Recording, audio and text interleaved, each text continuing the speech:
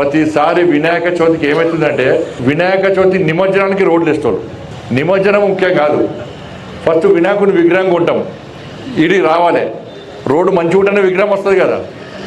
పోయేటప్పుడు ఎంత ముఖ్యమో వచ్చేటప్పుడు అంత ముఖ్యం.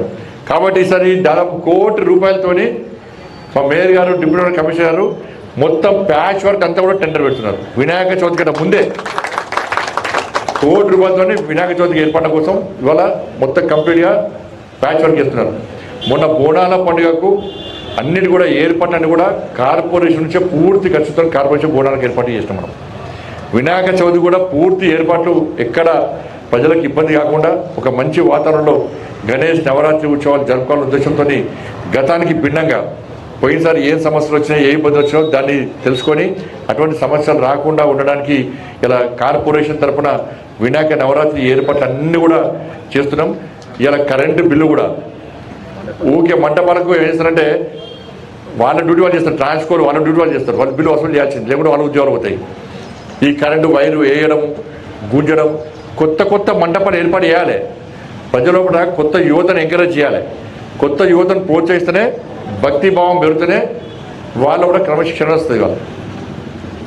కాబట్టి వినాయక మంటపాలు ఎన్నెన్న పెట్టండి, కానీ ట్రాఫిక్ ఇబ్బంది లేకుండా ఇలా ప్రజలకు ఇబ్బంది కాకుండా కూడా మనం వినాయక మంటపాలు ఏర్పడండి. వినాయక మంటపాలకు అయ్యేటువంటి కరెంటు బిల్లు కూడా మొత్తం కూడా వారే కడుతున్నారు.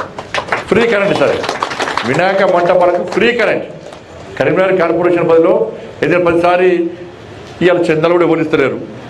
చందాలు మన గల్లీకి 3 వినాయకులు అయిపోయినాయి. పోటీ పడి వినాయకులు పెడతారు, మంచిదే, కానీ కొట్లాడుకోవద్దు. పోటీ పడి పూజలు చేయాలి, ప్రజలందరినీ భాగస్వామ్యం చేయాలి. ఆయన అది చేస్తుండ్రు ఇది చేస్తుండ్రు కాకుండా చేయాలి. కానీ వినాయక మంటపాలు ఎక్కువైతున్నాయి కాబట్టి, చందాలు తక్కువ వస్తున్నాయి కాబట్టి, కొత్త యువత అంతా కూడా వినాయక మంటపాలు ఏర్పాటు చేస్తున్నారు కాబట్టి ఈ కరెంటు బిల్లు కానీ మంటపాలు ఏర్పాటు కానీ అన్ని ఖర్చు బాగా వస్తుంది కాబట్టి కొంచెం బర్డన్ తగ్గించడానికి ఈసారి వినాయక మంటపాల ఖర్చు కూడా వాళ్ళ మేయర్ గారు, డిప్యూటీ మేయర్ కలిసి డిసైడ్ చేసింది కాబట్టి నిజంగా వారు కూడా కరీంనగర్లో అందరి తరఫున వారు కూడా కృతజ్ఞతలు. కరెంటు బిల్లు కట్టాల్సిన అవసరం లేదు ఈసారి వినాయక మంటపాలకు మొత్తం నిమజ్జనం కూడా అన్ని ఏర్పాట్లు అన్నీ చేస్తున్నాం, ఎక్కడ ఇబ్బంది కాకుండా చూస్తున్నాం. మీకేమైనా సూచనలు సలహాలు ఉంటే మా మేయర్ గారికి, డిప్యూటీ మేయర్ గారికి, మీ దగ్గర మీ డివిజన్ కార్పొరేటర్లకు చెప్పండి. వాళ్ళు వచ్చి ఏ విధంగా ఇంకా బ్రహ్మాండంగా ఒక పండుగ వాతావరణంలో, ఒక ప్రశాంతమైన వాతావరణంలో వినాయక నవరాత్రి ఉత్సవాలు జరుపుకోవడం అట్లా జరుపుకోవడం అందరూ కలిసి జరుపుకోవాల్సిందిగా మీ అందరికీ విజ్ఞప్తి చేస్తూ ఇంకా రాబోయే రోజుల్లో ఇంకా అభివృద్ధి కార్యక్రమాలు చేస్తాం. లేటెస్ట్ అప్డేట్స్ కోసం మన నేటి ధాత్రి ఛానల్ని సబ్స్క్రైబ్ చేయండి. అలాగే మీకు నచ్చిన వీడియోని లైక్ చేసి, షేర్ చేసి, కామెంట్ చేయండి.